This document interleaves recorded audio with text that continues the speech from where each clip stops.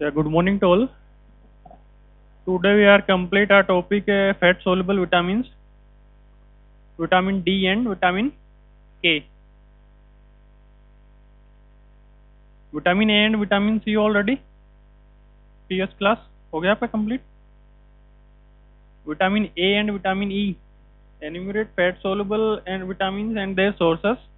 Difference between fat soluble and water soluble vitamins and describe the biochemical role of vitamin D and vitamin K and explain the clinical manifestation of vitamin D deficiency and justify vitamin D as a working as a hormone, not as a vitamin, and explain the clinical manifestation of vitamin K deficiency. Vitamin D आप सब लोगों को पता है कि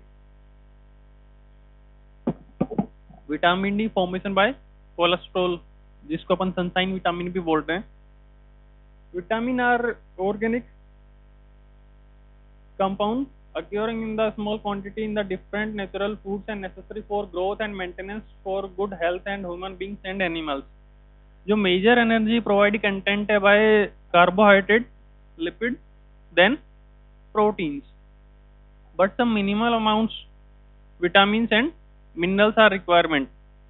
They were discovered following observation of the deficiency state like scurvy and rickets. Vitamins derived the name vitamins यानी कि vital plus amines. Classification: fat soluble and water soluble vitamins. Fat soluble vitamins are A, D, E, K, and water soluble vitamins are vitamin C and B complex. Major difference in water soluble and fat soluble vitamins.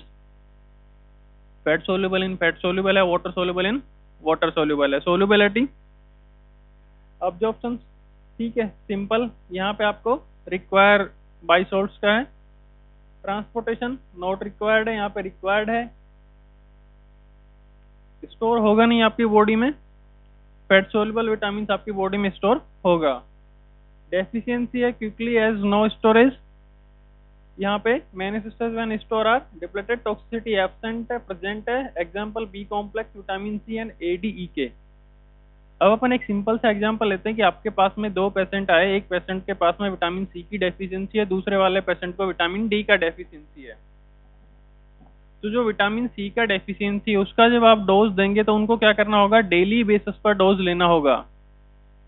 और जो vitamin D fat soluble vitamin है उनको daily basis पर dose नहीं देना है. Reason क्या है? क्योंकि फैट सोल्यूबल विटामिन अपनी बॉडी में स्टोर हो रहे हैं, तो अपन क्या करते हैं, वीकली बेसिस पर देते हैं उनको.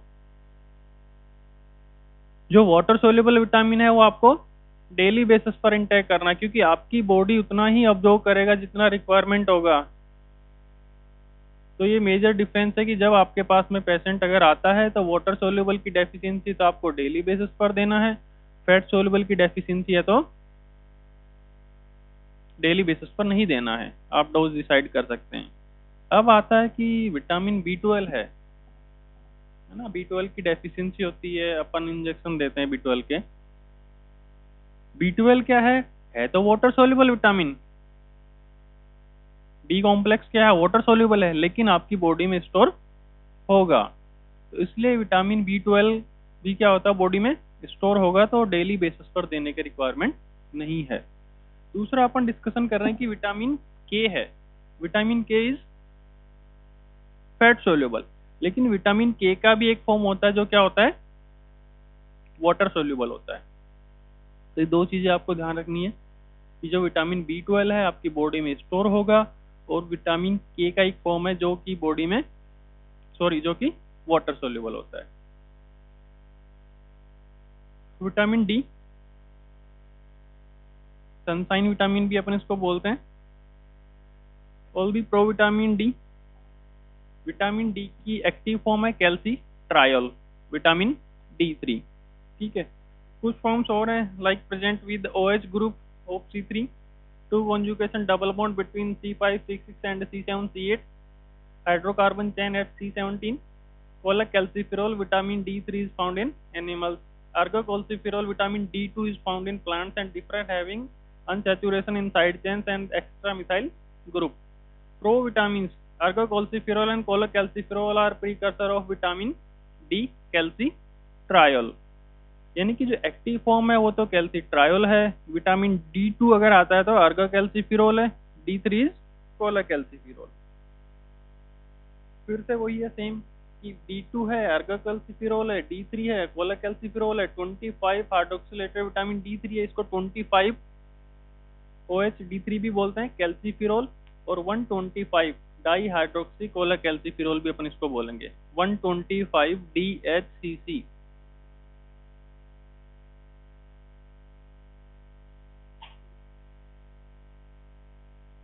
These are structure sources and RDA।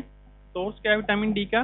Dietary source है fish liver oil, egg yolk, liver milk. Vitamin D3 synthesize in skin by UV activation of 7D hydro cholesterol.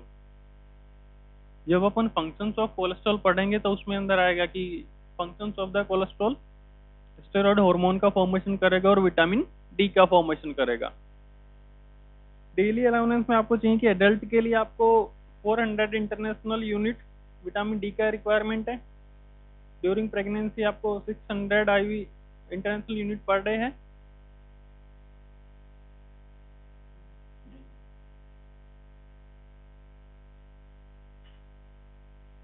Upon synthesis of vitamin D देखते हैं किस तरीके से vitamin D का synthesis होता है।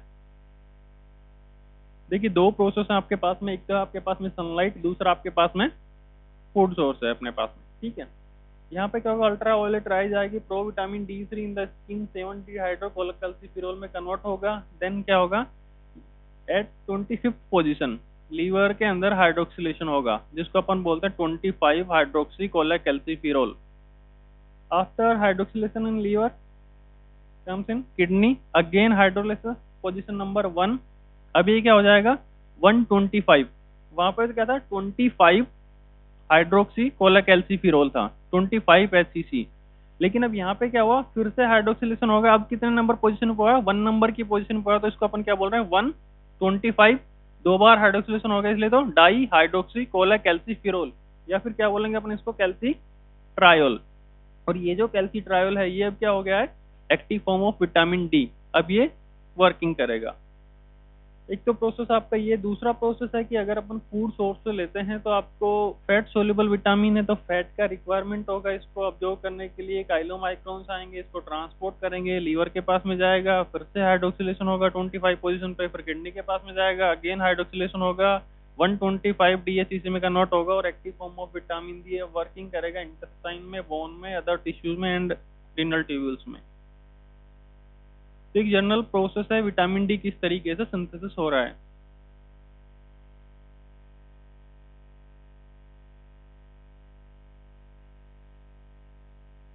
Again same diagram है कि डायट्री विटामिन डी सनलाइट से आएगा, 7D हाइड्रोकोलेस्ट्रॉल स्किन में कन्वर्ट होगा कोलेकैल्सिफिरोल से, अगेन लीवर के ऊपर हाइड्रोक्सिलेशन होगा, एंजाइम का नाम रहेगा 25 hydroxylase. Then again hydroxylation in kidney 125 di hydroxy cholecalciferol, enzyme रहेगा 1 अल्फा हाइड्रोक्सिलेज, और अब विटामिन डी फंक्शन करेगा।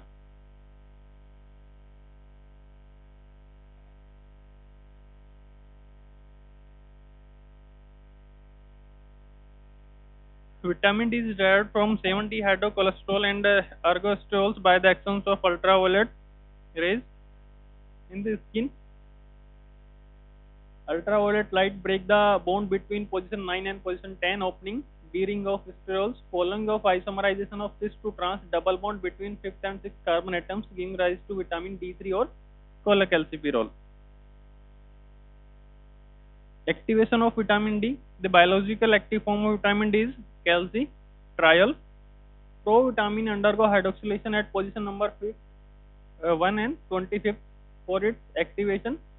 These hydroxylation reactions occur in the liver and kidney and is mediated by the enzyme hydroxylase. In liver, cholecalciferol is first hydroxylated at 25th position by a specific hydroxylase present in the liver to form of 25-OH cholecalciferol. 25-OH D3 is the major storage and circulatory form of vitamin D in kidney. 25-OH vitamin D3 undergoes second hydroxylation at position first in kidney to produce 125 dihydroxycholecalciferol. The reaction is catalyzed by specific enzyme 25 hydroxycholecalciferol 1 alpha hydroxylase. Both the hydroxylation enzymes of liver and kidney require cytochrome P450, NADPH, and molecular oxygen for the hydroxylation process. अब देखिए यहाँ पे जब हम vitamin D को active form में convert कर रहे हैं कैल्सिट्रायल में, तो हमें 2 बार तो क्या करना होगा, उसका हाइड्रोक्सिलेशन करना पड़ेगा. हमें 2 एंजाइम का रिक्वायरमेंट रहेगा, एक लीवर में, दूसरा किडनी में. अब सपोज कीजिए अगर कोई सीकेडी का पेशेंट है, patient suffering from chronic kidney disease. अब यहाँ पे क्या होगा, डेफिशिएंसी ऑफ विटामिन D3. आपका जो 25 हाइड्रोक्सीकोलेकैल्सिफेरॉल है ये तो बराबर बन रहा है, लेकिन प्रॉब्लम कहाँ पे है, किडनी में प्रॉब्लम है. तो वहां पे क्या हो रहा है, पोजीशन नंबर फर्स्ट का हाइड्रोक्सिलेशन नहीं होगा. 25 हाइड्रोक्सीकोलेकैल्सिफेरॉल कैन नॉट कन्वर्टिंग इनटू 125 डाईहाइड्रोक्सीकोलेकैल्सिफेरॉल या फिर कैल्सिट्रायोल. तो इन पेशेंट्स के अंदर जो टोटल विटामिन डी है वो तो क्या रहेगा, सफिशिएंट अमाउंट में रहेगा 25 वाला तो, लेकिन जो एक्टिव फॉर्म है उसकी डेफिशिएंसी रहेगी.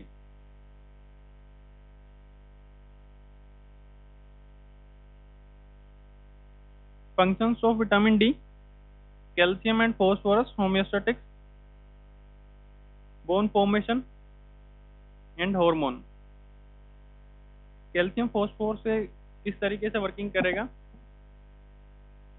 देखिए आपके पास में 2 कंडीशन है. एक आपके पास में लो लेवल ऑफ कैल्शियम, दूसरी कंडीशन ये हुआ कि high level of blood calcium. अब जो विटामिन डी के जो फंक्शन है, विटामिन डी क्या कर रहा है, फॉस्फोरस को भी और कैल्शियम को भी रीनल ट्यूब्यूल से अब्जॉर्व कर रहा है. इसके अपोजिट में फंक्शन कौन कर रहा है, पीटीएच होता है. पीटीएच क्या फंक्शन करता है, पीटीएच कैल्शियम को तो अब्जॉर्व करेगा लेकिन फॉस्फोरस को रिमूव करेगा. अब अपन फर्स्ट कंडीशन ले रहे हैं कि अगर low level of blood calcium है, इस कंडीशन में क्या होगा, increase serum PTH production. PTH means parathyroid hormones. Parathyroid का लेवल इंक्रीज होगा. यहाँ पे क्या होगा, release of calcium and phosphorus from bone, क्योंकि हमारे अभी ब्लड कैल्शियम लेवल लो है, इसलिए यहाँ पे क्या होगा, बोन से कैल्शियम एंड फॉस्फोरस रिलीज होगा. सेकंड जो एक्शन होगा वो क्या होगा कि जो किडनी है, किडनी क्या करेगा, डिक्रीज कैल्शियम एक्सक्रीशन. ठीक है, कैल्शियम का जो रीनल ट्यूब्यूल्स के थ्रू जो रिमूवल था उसको रोकेगा. और क्या करेगा, increase synthesis of 125 vitamin D3 in kidney. अब यहाँ पे होगा पीटीएच के थ्रू तो क्या हुआ था कि जो बोन थी वहां से कैल्शियम एंड फॉस्फोरस रिलीज होगा और आपका ब्लड कैल्शियम लेवल नॉर्मल आ जाएगा.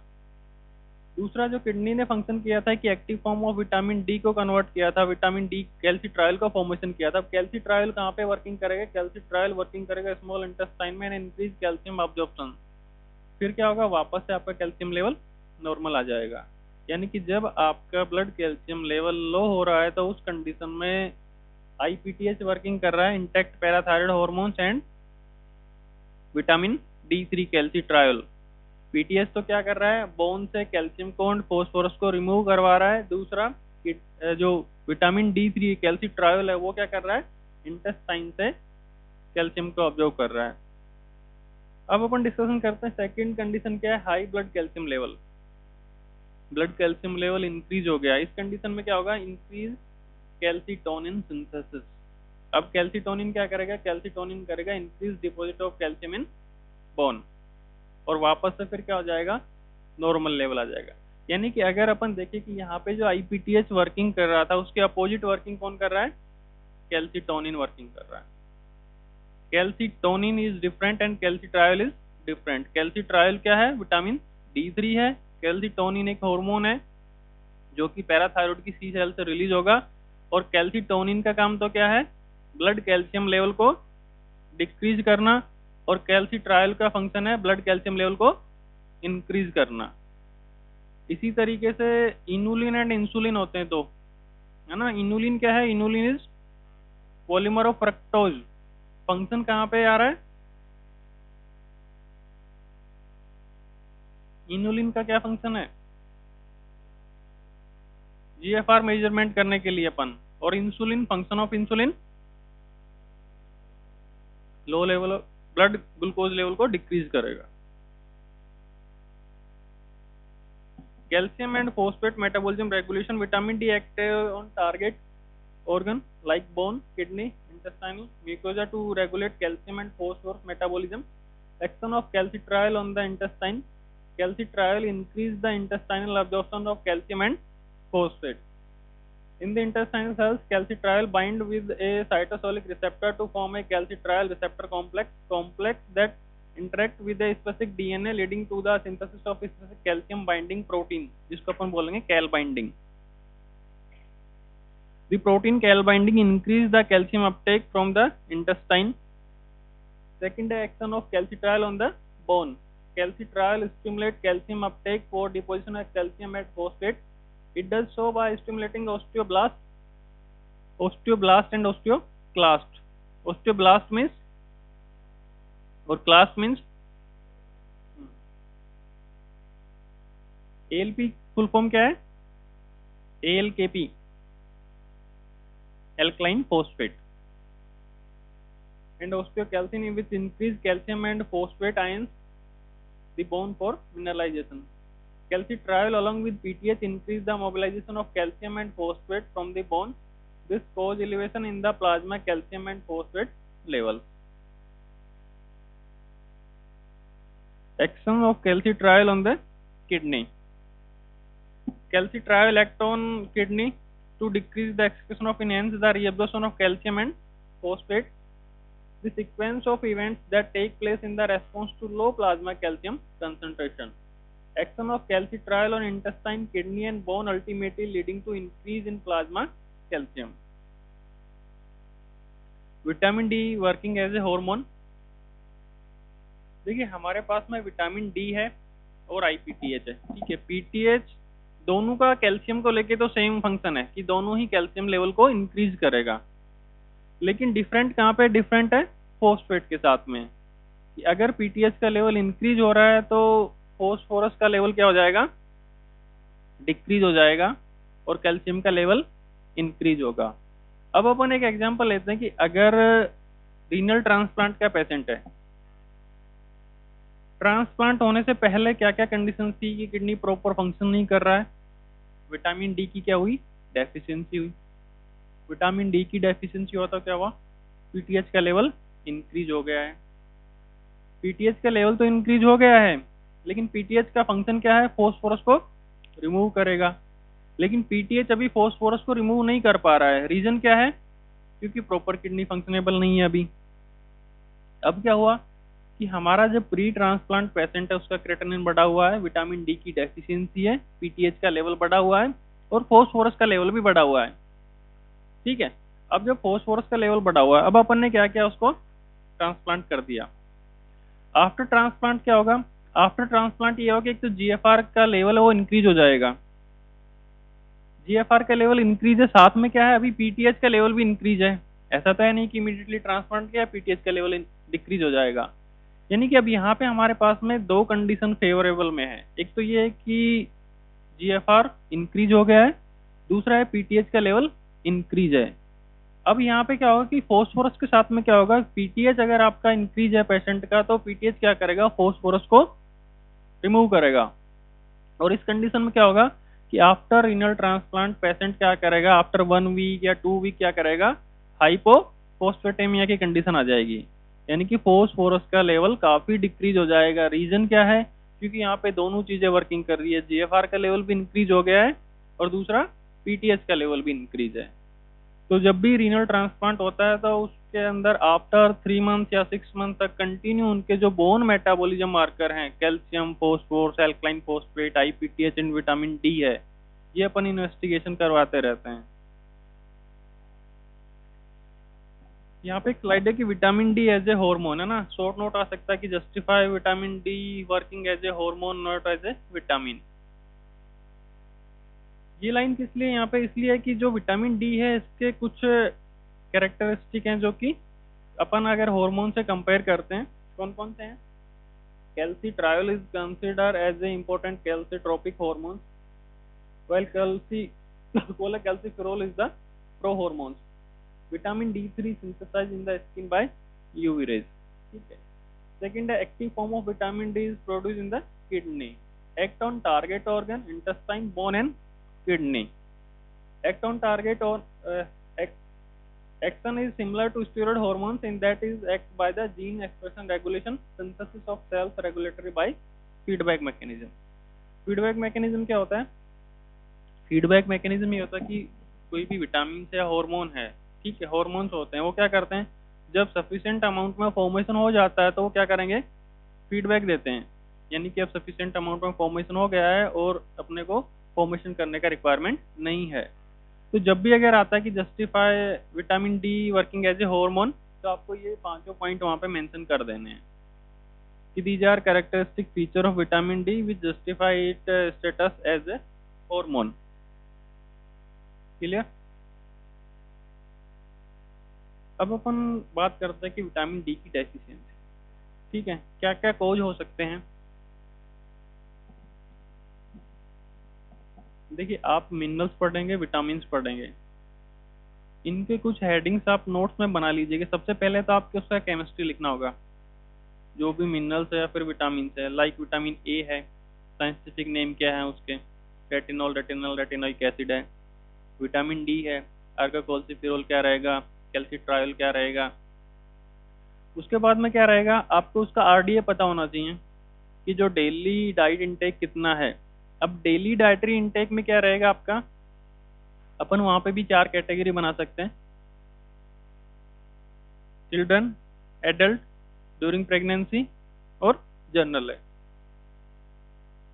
अब अपने को पता है कि ड्यूरिंग चिल्ड्रन, ठीक है, मतलब क्या रहेगा कि ज़्यादा विटामिन या ज़्यादा मिनरल्स का रिक्वायरमेंट रहेगा, या फिर ड्यूरिंग प्रेगनेंसी ज़्यादा इंटेक करना होगा आपको मिनरल्स का या फिर विटामिन का। तो सिंपल सा ये रखना कि फंडा की बच्चों के लिए और ड्यूरिंग प्रेगनेंसी जो भी क्वांटिटी आएगी वो नॉर्मल से ज़्यादा ही आएगी, है ना। ऐसा तो है नहीं कि विटामिन डी आप नॉर्मल तो अपन ले रहे हैं कि 4 है, 400 इंटरनेशनल यूनिट ले रहे हैं और ड्यूरिंग प्रेगनेंसी आप कह रहे हो कि 100 में ही काम चल जाएगा। एक तो ये चीज़ आपको माइंड में रखनी है, यानी हमें उसका केमिकल नेम पता होना चाहिए, उसका आरडीए पता होना चाहिए। सेकंड, नेक्स्ट जो चीज़ आती है वो आती है कि उसके सोर्सेस क्या हैं। चाहे लॉन्ग क्वेश्चन आए, चाहे शॉर्ट क्वेश्चन आए, मिनरल्स पे आए या फिर विटामिन पे आए, ये पॉइंट तो आपको मेंशन करना ही करना है। केमिकल नेम, आरडीए, फिर उसके बाद में आता है सोर्स। अब सोर्स में क्या करते हैं कि आप लोग अगर उसको कर देते कि this is a plant source और एनिमल सोर्स, है ना, आप उसको मेंशन कर देंगे कि प्लांट के ये सोर्स हैं और एनिमल सोर्सेस ये हैं। उसके बाद में क्या रहेगा, आपको फंक्शंस पता होना चाहिए, कैल्शियम का क्या फंक्शन है, विटामिन डी का क्या फंक्शन है, ए के क्या फंक्शन है। अगर आपको उनके फंक्शंस पता हैं तो वो फंक्शन ही किस में कन्वर्ट हो जाएंगे, डेफिशिएंसी डिसऑर्डर्स में कन्वर्ट हो जाएंगे। भाई आपको पता है कि विटामिन ए है, विजन में हेल्प कर रहा है, अगर डेफिशिएंसी होगा तो क्या होगा, नाइट ब्लाइंडनेस होगा। तो यानी कि अगर हमें फंक्शंस पता है तो उन्हीं फंक्शंस को हमको किसमें, डेफिशिएंसी डिसऑर्डर में कन्वर्ट कर देना है। और क्या करना है आपको, ये 5 पॉइंट रहेंगे। तो जब भी आप विटामिन पढ़े या मिनरल्स पढ़े तो एक चार्ट बना लें, सबका कॉमन नेम आ जाएगा, आरडीए आ जाएगा, सोर्सेस आ जाएंगे, उनके फंक्शंस क्या हैं और फंक्शंस को ही आपको डेफिशिएंसी डिसऑर्डर में कन्वर्ट कर देना है। एक पॉइंट आता है कि जब भी कि क्वेश्चन आ सकता है कि cause of deficiency in calcium, क्या क्या रीजन हो सकते हैं कि कैल्शियम की डेफिशिएंसी है या फिर विटामिन की डेफिशिएंसी है। तो कुछ कोज तो ऐसे रहेंगे जो कॉमन रहेंगे। क्या क्या कोज कॉमन रहेंगे, पहला कोज है कि आपने डाइट के अंदर ही इंटेक नहीं किया, ठीक है, आपने क्या किया, डाइट में इंटेक कर लिया है लेकिन फिर भी डेफिशिएंसी है। उसका रीजन क्या है,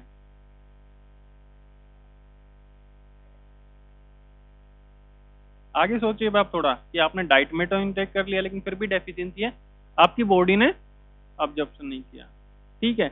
अगर अपन एक एग्जांपल लेते हैं आयरन का, जो वेस्टर्न कंट्रीज हैं वो लोग क्या करते हैं, वो लोग 10 mg आयरन इंटेक करते हैं अपनी डाइट में तो भी उनकी बॉडी 2 mg अब्जॉर्ब कर लेती है। अपन लोग अगर 20 करते हैं तो भी अपनी बॉडी 1 mg ही इंटेक करती है। क्यों? क्योंकि हमारी जो डाइट प्लान है उसमें कुछ ऐसे कंटेंट हैं जो कि आयरन के अब्जॉर्प्शन को क्या करेंगे, इनहिबिट करते हैं।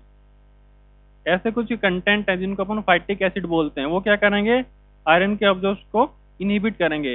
यानी कि वो लोग तो 10 mg ले रहे हैं तो भी उनकी बॉडी 2 mg अब्जॉर्व कर रही है, और हमारे साथ उल्टा हम 20 ले रहे हैं तो भी फिर हमारा 1 mg अब्जॉर्प्शन हो रहा है। तो फर्स्ट कॉज तो डेफिशिएंसी का ये था कि डाइट में इंटेक नहीं किया, आपने डाइट में इंटेक कर लिया है लेकिन फिर भी आपकी बॉडी ने अब्जॉर्व नहीं किया है, बॉडी ने अब्जॉर्प्शन भी कर लिया है। अब क्या कॉज हो सकता है डेफिशिएंसी का? क्या कॉज हो सकता है यहाँ पे? फैट सोल्यूबल विटामिन है। ट्रांसपोर्टेशन के लिए आपके पास कैरियर प्रोटीन्स ही नहीं है जो उसको ट्रांसपोर्ट करें। आपने डाइट में भी ले लिया, बॉडी ने अब्जॉर्ब भी कर लिया, लेकिन आपके पास में कैरियर प्रोटीन्स की डेफिशिएंसी है, ट्रांसपोर्टेशन प्रॉपर नहीं होगा। आपने ट्रांसपोर्टेशन भी कर दिया है फिर भी डेफिशिएंसी है, तो क्या रीजन होगा? विटामिन डी के साथ ही लेते हैं अपन, ठीक है। जैसे स्किन के ऊपर सनलाइट गिरी, 7D हाइड्रोक्लोरस 25 HCC बन गया, लीवर ने अपना काम कर दिया है, लेकिन फिर भी क्या हुआ?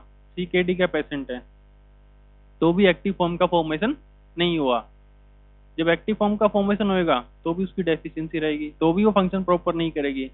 यानी कि अगर अपन डेफिशिएंसी की बात करें तो 3-4 चीजें तो कॉमन आएंगी कि आपने डाइट में इंटेक नहीं किया, दूसरा आपकी बॉडी ने ऑब्जर्व नहीं किया, तीसरा आपके पास में कैरियर प्रोटीन्स नहीं थे जो ट्रांसपोर्ट करें, चौथा आप उसको एक्टिव फॉर्म में कन्वर्ट नहीं कर पाए। यानी जो पेशेंट की बॉडी है, आपकी बॉडी है, उसको एक्टिव फॉर्म में कन्वर्ट नहीं कर पा रही है तो भी अल्टीमेट उसकी डेफिशिएंसी ही रहेगी। सेम यहाँ पे इन्होंने बताया कि डेफिशिएंसी के कुछ कॉज हैं कि insufficiency exposure to sunlight, strict vegetarian, ठीक है, chronic alcoholic, liver and kidney disease and fat. अपन बता रहे हैं ना कि विटामिन डी है, फैट सोल्यूबल विटामिन है, डेफिशिएंसी रहेगी तो सोल्यूबल नहीं होगा, सोल्यूबल नहीं होगा तो ट्रांसपोर्ट नहीं होगा, ट्रांसपोर्टेशन नहीं होगा तो डेफिशिएंसी रहेगी। Manifestations of vitamin D deficiency: D cause rickets in children and osteomalacia in adults. ये 10 important clinical features of rickets.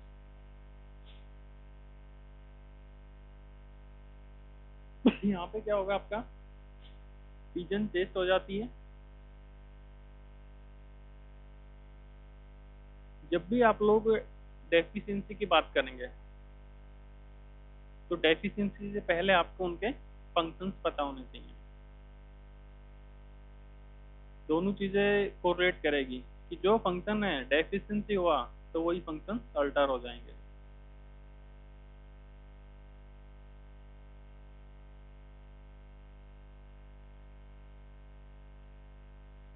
Osteomalacia क्या होगा? Osteomalacia is the manifestation of vitamin deficiency in adults. The term is derived from Greek word means कि bone का softness हो जाना, ठीक है। The bone are softness due to the insufficiency mineralized to increase osteoporosis. Patients are more prone to get fractures. X-ray show cortical thinning and decayed, decrease opticity. Biochemical alteration, plasma calcium level low हो जाएगा, plasma phosphorus level low हो जाएगा, vitamin D level decrease हो जाएगा, alkaline phosphate level increase हो जाएगा और parathyroid hormone level increase हो जाएगा। रिक्वायर का अपन ने बताया था कि ड्यूरिंग चिल्ड्रन 10 माइक्रोग्राम या फिर 400 international unit, 200 and 600। Vitamin D toxicity, ज्यादा इंटेक कर लिया अपन ने विटामिन डी का।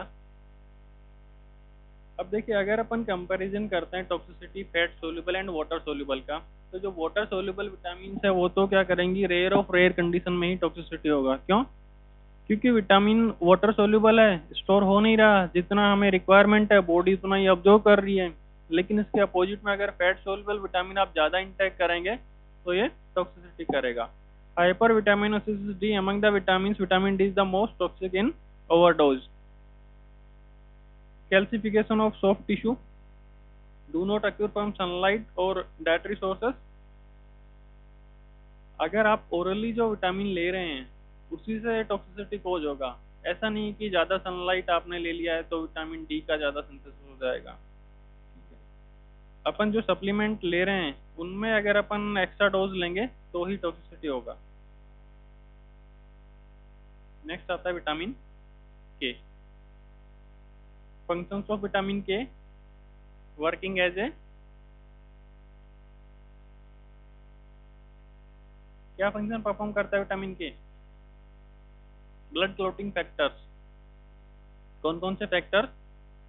Factor second, factor 8, factor 9 and 10। Vitamin K is naphtha-quinone, two natural form of vitamin K1 and K2. K1 is called phylloquinone, K2 is called menaquinone, and K3 menadione. K3 is water soluble form. अपन बात कर रहे थे ना कि vitamin के है fat soluble है, लेकिन विटामिन के का K3 जो फॉर्म है वो क्या है? वाटर सोल्यूबल है। Vitamin K, like other fat soluble vitamins, required bile salts for absorption. After absorption, packet into chylomicrons and transport to liver. Chylomicron क्या होता है? Functions of chylomicron.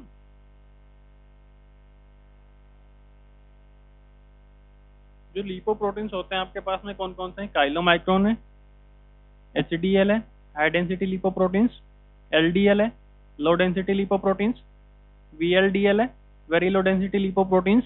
अब काइलोमाइक्रोन का क्या फंक्शन है? Functions of chylomicron, functions of HDL। देखिए इनका function है कि ये जो आपका जो कोलेस्ट्रॉल हो TG है, ट्राइग्लिसराइड, उसको ट्रांसपोर्ट करेंगे। तो जिनमें क्या है कि काइलोमाइक्रोन है और VLDL है, इन दोनों का फंक्शन ये है कि ये TG को ट्रांसपोर्ट करेंगे। अब इसमें काइलोमाइक्रोन है, VLDL है, दोनों TG को ट्रांसपोर्ट करते हैं, लेकिन इनमें भी क्या डिफरेंट है कि एक तो एक्सोजीनस TG को ट्रांसपोर्ट करेगा, एक एंडोजीनस TG को ट्रांसपोर्ट करेगा। एक्सोजीनस मीन्स आपने डाइट के थ्रू जो TG लिया है ना, उसको ट्रांसपोर्ट करेगा। दूसरा है कि जो TG सिंथेसिस हो रहा है बॉडी में, लीवर जिसका फॉर्मेशन कर रहा है, उसको ट्रांसपोर्ट करेगा VLDL। एक्सोजीनस TG को ट्रांसपोर्ट करेगा काइलोमाइक्रोन। दूसरा हमारे पास में HDL, हाई डेंसिटी लिपोप्रोटीन्स, और LDL, लो डेंसिटी लिपोप्रोटीन। ये किसको ट्रांसपोर्ट करेंगे? ये ट्रांसपोर्ट करेंगे कोलेस्ट्रॉल को। HDL को अपन गुड कोलेस्ट्रॉल बोलते हैं, LDL को अपन बैड कोलेस्ट्रॉल बोलते थे। ये पुराना कंसेप्ट है, अब नहीं बोलते ऐसा। HDL का क्या फंक्शन है? HDL का फंक्शन, LDL का फंक्शन ये कि LDL क्या करेगा? लो डेंसिटी लिपोप्रोटीन्स, लीवर से कोलेस्ट्रॉल लेगा और उसको सर्कुलेट करेगा एक्स्ट्रा हेपेटिक टिश्यू को, यानी कि एक तरीके से कोलेस्ट्रॉल फैलाने का फंक्शन कर रहा है। इसके अपोजिट में HDL क्या करेगा? HDL एक्स्ट्रा हेपेटिक टिश्यू से कोलेस्ट्रॉल लेगा और वापस किसको देगा? लीवर को देगा, है ना। तो इसलिए पुराना कंसेप्ट था कि अपन बोल रहे थे कि LDL एक तरीके से कोलेस्ट्रॉल एक्स्ट्रा हेपेटिक टिश्यू को पहुंचा रहा है, इसलिए अपन इसको क्या बोलते थे? Bad cholesterol. HDL क्या कर रहा है? HDL एक्स्ट्रा हेपेटिक टिश्यू से कोलेस्ट्रॉल लेके लीवर को वापस से ट्रांसपोर्ट कर रहा है, यानी कि लीवर रिवर्स कोलेस्ट्रॉल ट्रांसपोर्ट का फंक्शन कर रहा है HDL। Minimal amount of vitamin K is store in liver. Intestinal bacteria synthesize menaquinone 7 which is absorbed from small intestine. Source and RDA green leaf vegetable intestinal bacteria. RDA of vitamin K is 50 to 100 mg per day.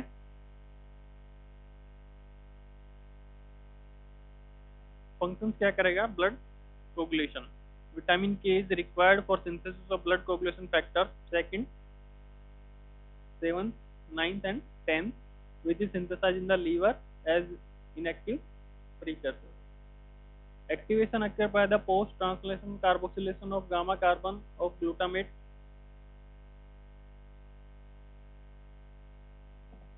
ये क्या था कि heparin क्या function करता है?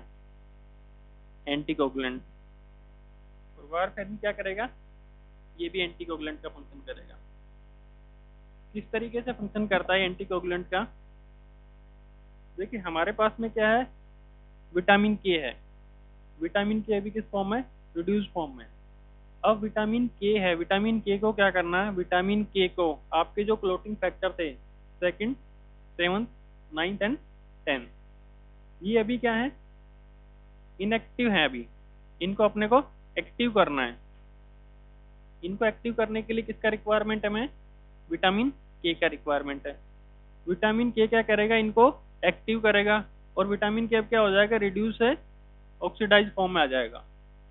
अब करना क्या है? विटामिन डी को ऑक्सीडाइज से वापस रिड्यूस फॉर्म में आना है। लेकिन अगर यहाँ पे वारफेरिन आ जाएगा तो ये क्या करेगा? ये जो साइकिल था, विटामिन ऑक्सीडाइज विटामिन के कन्वर्टिंग इनटू रिड्यूस विटामिन के, इसको क्या करेगा? इनहिबिट कर देगा।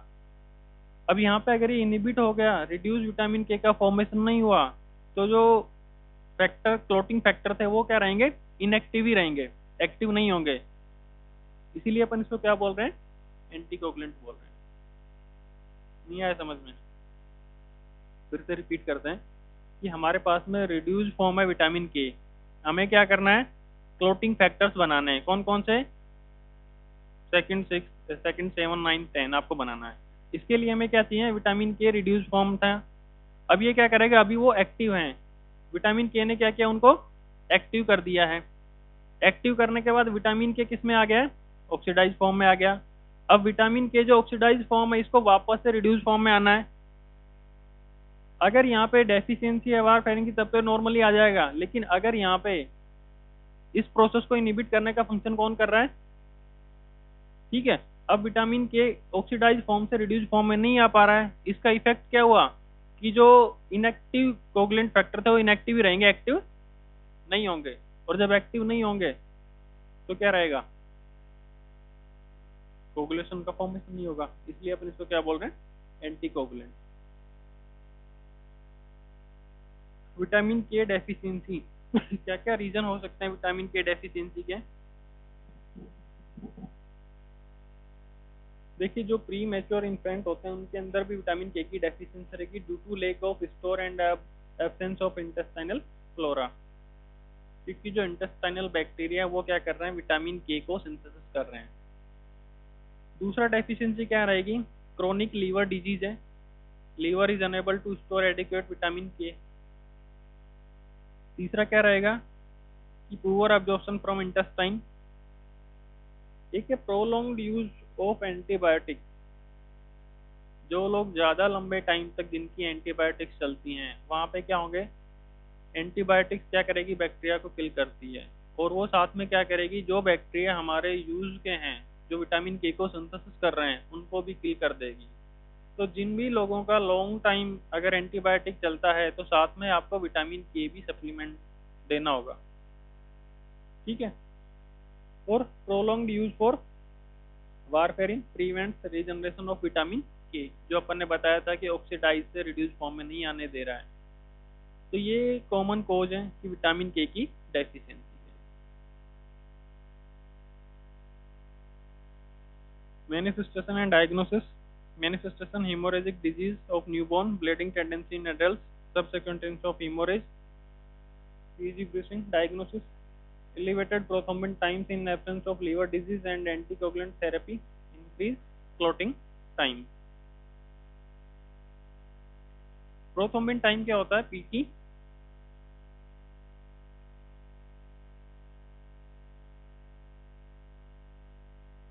Prothrombin time means is a blood test that measure how long it take blood to clot, है ना। काफी सारे लोग होते हैं कि जिनको अगर ब्लड क्लोटिंग प्रॉपर नहीं होता, या फिर कुछ लोग ऐसे होते हैं, कौन सी डिजीज होती है जिसमें ब्लड क्लोटिंग प्रॉपर नहीं होगा?